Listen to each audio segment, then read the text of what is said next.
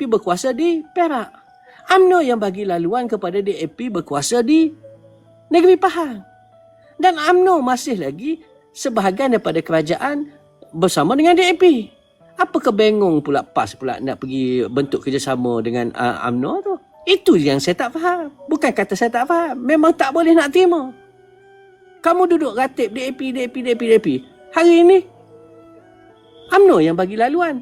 Perak masih lagi dengan DAP. Di Pahang pun masih lagi dengan DAP. Jadi benda ni, jangan. Sebenarnya anda semua diperbodohkan oleh pemimpin politik. Sebab itu saya betul-betul terkilar dengan PAS. Kamu patuh PAS pula dengan PAS duduk ratib DAP. Sedangkan kalaulah pemimpin-pemimpin UMNO ada keikhlasan betul, DAP ni masalah kepada negara, mereka dah tarik sokongan lah daripada kerajaan luar tabi'i ni. Mereka tak berganjak. Malah Zaid Hamidi kata apa? Kami akan kekal bersama dengan kerajaan luar tabi'i.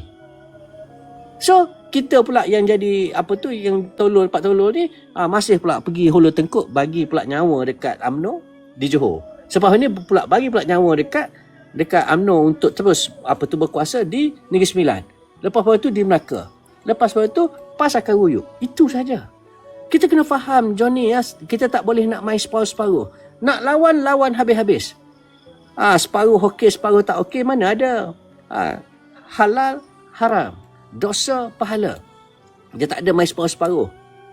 Ini masalah dia. Jadi bagi saya, apa saja saya tidak pernah berganjak, saya tidak pernah flip-flop, okey?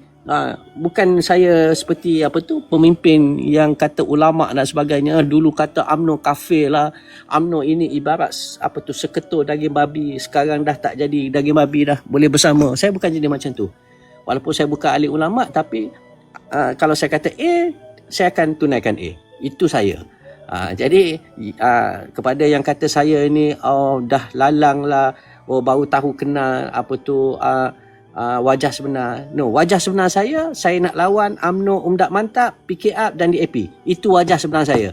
Bukannya seperti mana parti-parti yang tunggang agama hari ini bersama dengan kepimpinan yang korup. Okey.